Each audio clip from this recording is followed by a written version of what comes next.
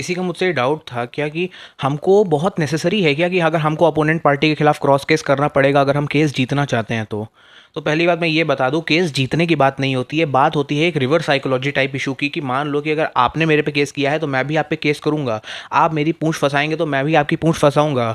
अगर मैं आपको एग्जांपल दूं कि मान लो कि आप कहीं रास्ते में जा रहे हैं और मैं ही आपको खींच के खूब तेजी से तमाचा मार दूं, 99% चांस है कि आप भी मुझे पलट के तमाचा मारेंगे ही मारेंगे। क्यों?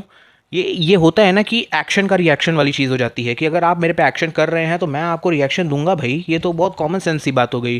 तो उस कॉमन सेंस को ही मैं अप्लाई करने के लिए आप लोगों को कह रहा हूँ कि उस कॉमन सेंस का यूज़ करें और काउंटर केस सामने वाली पार्टी पे करें। काउंटर केस करने से क्या होता है? काउंटर केस करने से ये होता है कि जो अपोनेंट पार्टी होती है उसको उसकी भी पूंछ फंस जाती है। मान लीजिए कि एक केस में आप अक्यूज बन गए तो एक केस ऐसा भी हो सकता है जिसमें वो अक्यूज बन गए। तो एक तरफ आप भी कोर्टों के धक्के खाएंगे तो उनको भी कोर्टों के धक्के खाने पड़ेंगे। उनको एक तरफ अपने आप को बचाने के लिए भी केस लड़ना पड़ेगा और दूसरी तरफ आपको फंसाने के लिए भी केस लड़ना पड़ेगा। तो ये सब मिला के क्या होता है, एक ऐसा कॉकटेल बनता है कि एट लास्ट पार्टी समझौता करने के लिए आ जाती हैं। और यही हर एक आदमी का काम होता है, हर काउंसिल यही चाहता है कि उसका क्लाइंट बच के निकलना चाहिए। I am not a council but I am just telling you.